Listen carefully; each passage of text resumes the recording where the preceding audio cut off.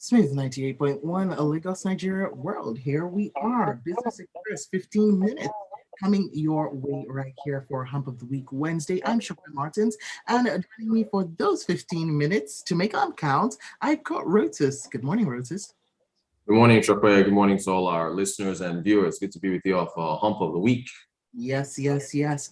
And you can be with us to join us on the different platforms. You can send WhatsApp messages in 20809 4440981. You can take it to Twitter, use the hashtag Business Express 981 and tag us at Smooth981FM. And you can also go up on youtube.com/ Smooth981FM Lagos and leave a comment up on the live stream like you've been doing all week. Absolutely love it.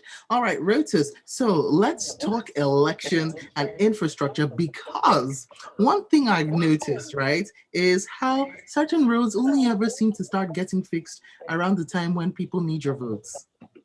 Exactly. And yesterday before we ended the show, you said you wanted good news. So I was like, all right, let me see if this qualifies as good news. So there's a under the Falmouth Bridge, if you are descending or ascending. If you're ascending into Victoria Island or descending into Ikoyi, you'll notice that there's a space under the bridge where some young kids gather to play football, and they play there every day. They've been playing there for years. It's on concrete, and these kids play barefoot. I don't know how they do it, but they do it. And it's very intense. It gathers crowds. People go there and watch, and so on and so forth. Yesterday, as I was descending the bridge, I noticed that there was an artificial turf that was now there. I think they've always had goal posts. So the goal posts and artificial turf look like a mini football pitch. I think they also fixed up some basketball rims there as well. And in front of the, as you're coming down, there's a poster of the governor of Lagos State in front. And then I think one of the House of Reps members, his poster is on one of the basketball rims as well, and it looks really nice. I was, I was just like, wow. I was like, okay, what led to this? Because I just noticed it yesterday, and they've been playing there for years. And I think it just so happens it's just because of the way the bridge is set up. This distance between the pillars from where you are coming down into Ikoyi, from where the distance from there from where you are going up into VI, it just so happens to just be a rectangle which is just fit for football. So as kids will do, they'll just find a space and just play. And this is all over Lagos. I mean, if you're driving around, you'll see kids they'll find a patch of road or somewhere and they just play football. So Sunday mornings they take over my road. Absolutely love it. We there you go all the time. Thank you. So the patch of road that they take over, will they go and turn that into a football pitch? There are different parts of the states where kids just have made up their own areas to play. If you compare that with public playgrounds, where in other climes you can just drive past certain areas where they have set up playgrounds for children to either play sports or engage themselves in activities. These activities, of course, mean less crime. They also mean that these kids are able to develop skills that a scout for a certain team might notice. That's how folks get discovered. But anyway, it speaks to the need for infrastructure, which we've always talked about in this country, to be able to develop. Infrastructure development means economic development. So it's a good thing. I mean, the pitch looks lovely. But the timing, and I hesitate to be cynical about this. It's just that, the timing, the position of the political posters there. Also, I don't know if you've noticed, we've seen broadband cables across different parts of the city. If you're climbing the bridge, there's these blue, yellow, red cables. It seems like there's been a sudden accelerated effort to improve internet connectivity across different parts of Lagos. So look, I mean, we got an election in 4 or 5 months. I think the governorship and president are on the same day. No, wait. President is on one day, and then governors is, I think, the president is February. I think governors and House of Reps is March, if I'm correct. Help me if our listeners are there, help correct me. I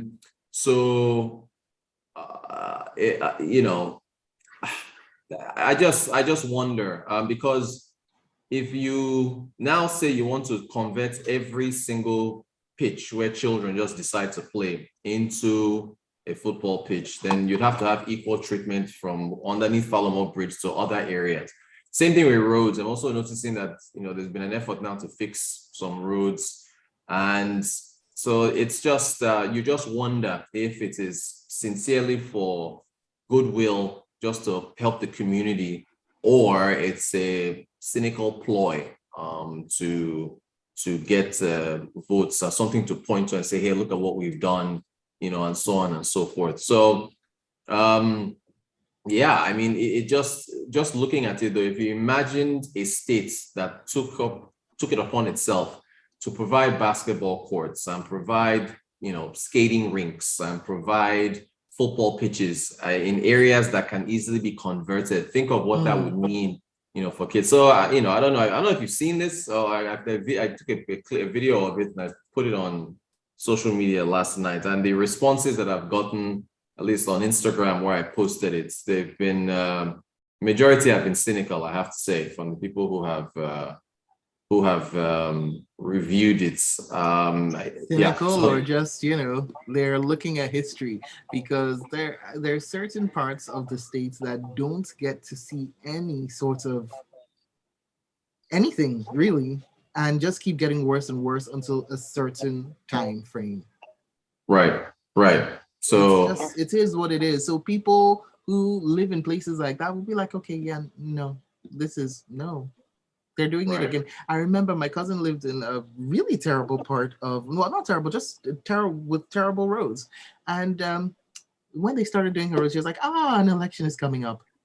Because that's the only time they see anything happen to that road. And it's surface, and then it disappears with the rains. And right. Yeah, they go back to square one. So, we've got messages. Hold on. Let me just read this one in from... okay, Bengakam, who says, with Rotus talking about kids playing football anywhere there's space, hopefully on election day next year, the youth won't go to vote, will go to vote and not play football. Is that what you're saying, Benga? Right. Good point. This is a youth-driven nation. One of the candidates has jetted off to Europe.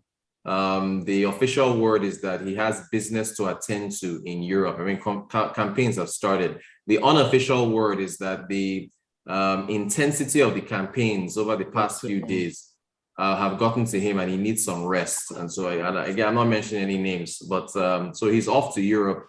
And it just made me wonder, I mean, with Benga's comments about this, about youth, this is a country where majority of the population are under 30 or so, so you have a youthful population, and yet you've got these septuagenarians, or what do they call them? Septuagenarians at this point. Okay, fine, maybe septuagenarians. Yeah, they're the ones running for office, and apparently they're so tired they have to fly off to Europe to go and get some rest. So at this point, it comes down to, maybe we don't need to see videos of them riding bikes to prove that they are fit and able to take on the responsibilities of governance. Right, or dancing in a studio and trying to show that they can. I think there's another one that was, there's all those type of things. Maybe we don't really need that. I kind of turn things on its head. Anyway, I want to quickly touch on President Buhari's last ministerial retreat, which happened this week. At the retreat, he said that the country... Rotus, before we do that, let me just read this message from Yinka Bolu, who says, hold on one second. Actually, a couple of messages coming in. Yinka Bolu says, it's the norm to see sudden fixes on roads when elections are coming up. Our problem is that we don't call them out, especially the local governments. And Ogeno Chukwu says, it is because the new electoral reform and the introduction of BVAS, that's why it makes it difficult to rig an election. Okay, yeah. Well, that's good. That's on the tech side. That is good news. I mean, we'll see. If people just come out, we'll see what happens. But yeah, I mean, if the Electoral Reform Act that has worked in terms of hopefully reducing rigging, we'll see how things turn out next year. All right. Yeah. So about the president. Yeah. His retreats. I mean, I don't know if you want to read a quote from the Punch article, but it's everywhere. Him saying that. we have in his administration, they have met the yearnings of Nigerians in terms Yes, of that was an interesting infrastructure. one. Okay, let me just Yeah. quickly read it. He said, give me 1 second. Okay, he said, and this is a quote, that in recognition of the importance of critical infrastructure in economic development and the quest of this administration to leave a lasting legacy, we have implemented high impact projects across the length and breadth of the country that met the yearnings and aspirations of Nigerians. Yeah, and so then he points to roads. Rail, actually. He He says, said 3,800 kilometers of roads, right? That they'd fixed up 3,800 kilometers of roads, if I'm not. yeah, and then 326 kilometers of the Itakpe Ajaokuta Warri rail line and rail. He also mentions rail. So I don't know if you can measure. Did I feel that? Did you feel that? Have we, over the layers, is it, I mean, he wanted to lift 100 million people out of poverty, and maybe he said he wanted to start the process or something. I think when you ask whether or not you can measure the impact of a government on your life, is it by roads or rail? So one has to ask themselves that question when we look back on the economic impacts of the leadership that we've had. Is how do you measure it? That's what I want people to just ask themselves as they drive to work today. Is it by the strength of your currency, your ability to keep yourself safe, or whether your salary has increased, whether you have a job? He didn't mention jobs, he didn't mention youth employment, he didn't mention poverty, he mentioned roads and rail. And I mean, bandits. And the fact that our national carrier is at 91%. Oh, thank you. That was another thing. It wasn't even completed. We don't even have a national carrier, but he said that that's another achievement, that it's 91% complete. Does a national carrier help me? Does it make me more wealthy? Does it provide, youth with jobs? These are the things. These are the things. 91% is an A star, all right. Yeah, but then it's not here. So and again, he's on his way out. This is his, this is the end of his administration in a matter of months. So will you be able to feel the impacts? Who travels? Ticket sales, ticket fares are double now. Astronomical, yes. Yeah. So which was the average Nigerian flying? I mean, so.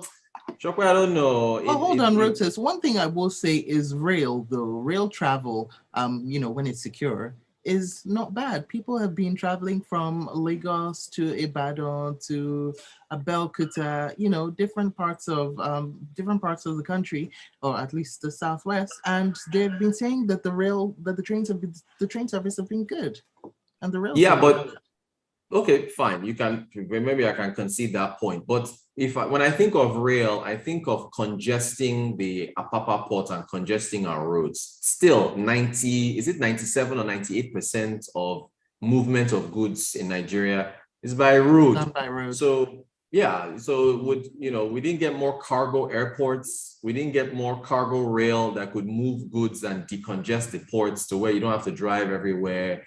So I don't know, Shokwe. I think I just want everybody to just think about the last 7 years and how, whether or not, as Reagan said, are you better off now than you were 4 years ago, 8 years ago, that kind of Rotus. thing. I think tons of messages have come in, so let me read some before we end the show. First of all, I'll take this one up on YouTube from David Otegbade, who says, listen, Nigeria is on autopilot. That's why nothing is done in Alimosho, particularly Ikotun.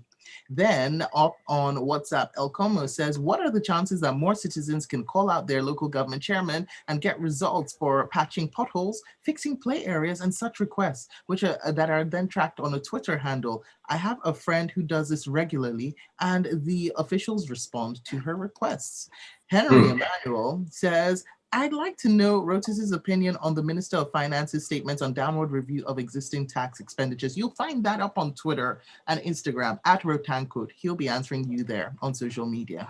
And Gilbert Musa from Festac says a lack of continuous local government information is part of our community development challenges in Nigeria. We need up-to-date information on our local government chairman's expenditure. It will help citizens make the right decisions during elections. Ned comes in with this one saying the problem with this administration is that they decide the standards to judge themselves by. For example, can't you see the sky is blue? We're doing well, says Ned. And Ogene Ochiko says, road and rail and not power. What would you produce? All right. Right. And we are done. Thank you so much for all your messages. And thank you, Rotus. We'll have you back, of course, on Business Express tomorrow. Till then, connect with him up on social media. He is at Rotancode on Twitter, on Instagram, where he mentioned the video. And yeah, watched it. It's very, very green under the bridge. All right, Rotus, absolutely fantastic. See you tomorrow.